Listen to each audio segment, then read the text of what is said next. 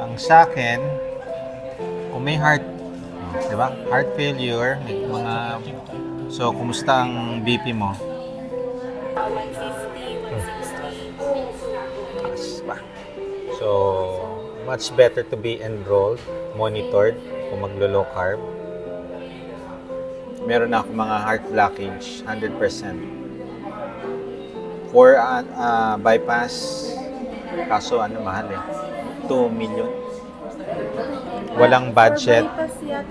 For bypass na siya, kaso hindi din natuloy kasi yung daw niya, dapat ipaano pa yung kidney, i-creatinine niya. Para advice pa siya for dialysis, bago pa daw siya. May shortness of breath? Yes. Chest pain? Wala masyado. Masyado. Eh di meron. May chest pain. Okay, much better talaga. All food, nutrient dense, bawal ang junk, bawal processed food. Complicated ang case mo kasi may CKD ka na, may heart failure ka pa, hypertensive, diabetic. So, napaka-komplikado. No? So, need to be monitored. Meron ako yung 100% blockage, CKD siya. Low carb. Strict.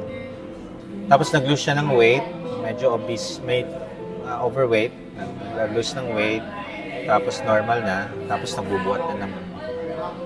Yung last namin, naka-monitor pa kami. Ito yung history naman niya. Heart failure.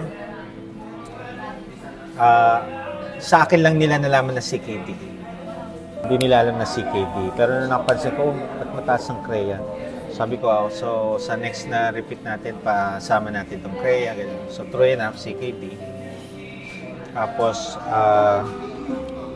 in-angiogram siya. I-angioplasty na dapat. Pero 5 ang bara. So, hindi kakayanin ng angioplasty sa talagang open heart. Okay. So, kinancel. Kasi, ang sinisingil 2.5. So, nag-low carb. I think pang 4th month na niya sa amin eh. Natanggalan ko na siya ng mga gamot. Ano yun? 4 ang gamot niya sa BP. Ngayon, nasa 2 na lang. Yung isa every other day pa. Mahirap siya. Lahat naman ng mga patient ko na CKD, heart failure, when I ask them, nung nag-improve na, may tanong ako, madali ho ba mag-low carb? Lahat sila unanimous. Dok, hindi madali. Pero gusto kong mabuhay. Gusto kong mag-improve. Ginawa ko.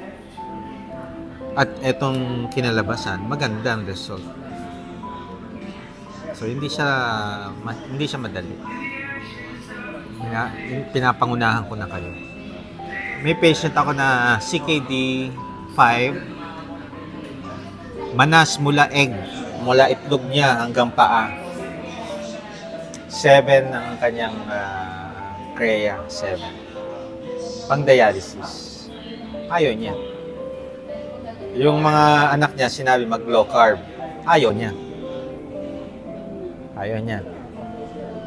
Pero nag-low carb siya. Bakit? Mas ayaw niya ma-dialysis. Manas talaga to. Manas ka? Yes. Manas talaga to. Pag low carb ka, mawawala yung manas. So, nung nag-low carb, nawala yung manas niya. Yung manas niya, alam mo yung parang karne ng baboy? Napakatigas. Yung ganito nga. Yun na. Nung after 2 months niya, malambot na daw yung legs niya. From 7, after 1 month, 2.5. Yung nephro, hindi naniwala. Pinaulit after 1 week.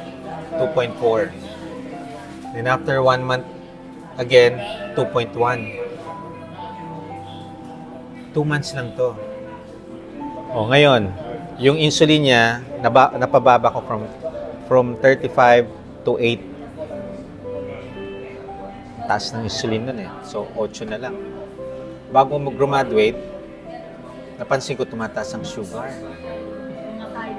Tumawag ako. Sabi ng asawa, Dok, nagtitinapay ulit, nagbibiskwit, yung Alam nyo bakit bumalik doon? Kasi ang goal lang naman niya yung hindi ma-dialysis.